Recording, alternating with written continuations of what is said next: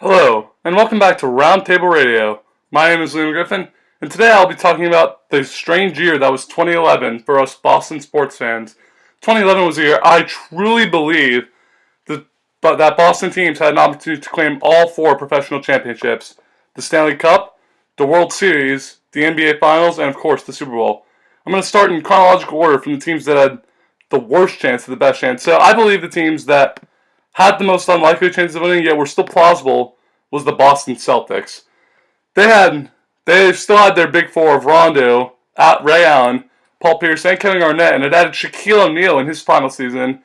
But once Kendrick Perkins came back from ACL tear, everything just seemed to go downhill. The Celtics swept the Knicks in their first playoff series, winning the two games at home by scores of 87-85 and 96-93.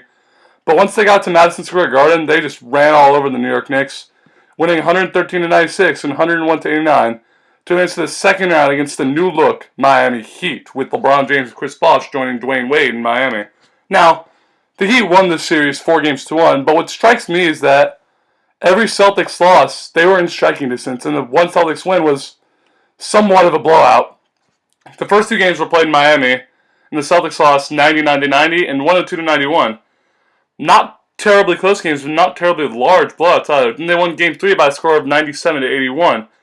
Game 4 is where things get interesting. Paul Pierce missed a layup at the buzzer that sent the game to overtime, tied at 86. Then the Heat took over from there, winning the game 98-90 in overtime. Then they sealed the deal in Miami in Game 5, winning 97-87. Now the Boston Red Sox of 2011, boy oh boy were they supposed to be really good. Going into the season, they were favored to win the American League East and reach the World Series, with some even comparing the team to the 27 Yankees, widely regarded as the greatest team of all time. On September 3rd of 2011, their odds of reaching the postseason were at 99.6%, but somehow, someway, they ended up not making it, and this roster was stacked, people. You had Adrian Gonzalez, who won the American League batting title that year, and still other players such as David Ortiz, Dustin Pedroia, and Kevin Youkilis in the infield, as well as underrated players Marco Scutaro and Jed Lowry.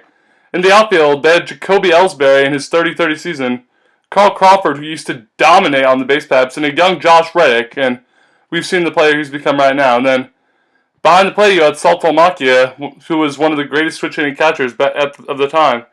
And then pitching staff, you had Papelbon to lock things down in the ninth inning, and in terms of starters, you had Lester, Lackey, Buchholz in one of his good years, and Josh Beckett. So I still don't understand how this team choked, and they very well could have been the greatest Red Sox team of all time had they gone to win the World Series. Now, the New England Patriots. They finished the regular season 13-3 and made it all the way to the Super Bowl. And in the divisional round of the playoffs, they proved that they belonged, absolutely blowing out Tim Tebow and the Denver Broncos 45-10 as Tom Brady threw 6 touchdown passes in the game, including 3 to Gronk.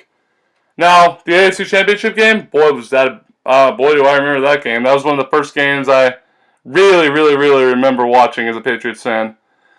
It was Brady's 5th win in 6 AFC Championship games against the Baltimore Ravens, and at the end of the game, Billy Cundiff of the Baltimore Ravens had a chance to kick a field goal to tie the game and send it to overtime, but it sailed wide left, way wide left, and the Patriots advanced to the Super Bowl. Now to the Super Bowl, they came oh so close to winning it.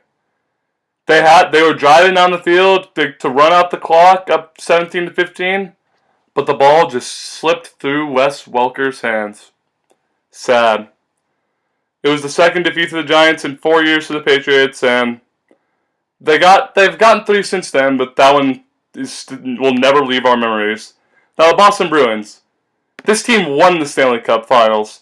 They were down 2-0 to Montreal after losing 2 games at home, nonetheless, but they got the job done.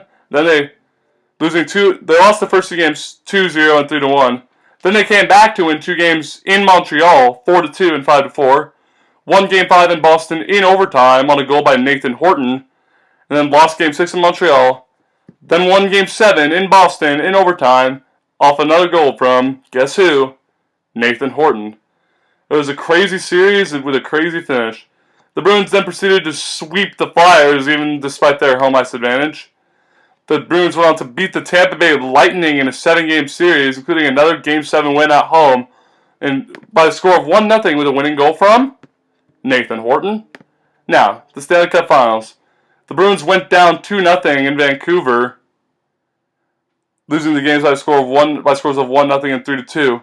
Then in Game 3 in Boston, Boston's hero Nathan Horton went down injured, but that did not stop the Bruins from winning the next two games 8-1 and 4-0. The Bruins lost Game 5 in Vancouver by a score of 1-0, but got Game 6 5-2, and then got the job done in Vancouver in Game 7 4-0, bringing home Boston's first Stanley Cup since 1972. That's it for this edition of Roundtable Radio. I'm LGriffin. Thank you for joining us. Everybody stay healthy.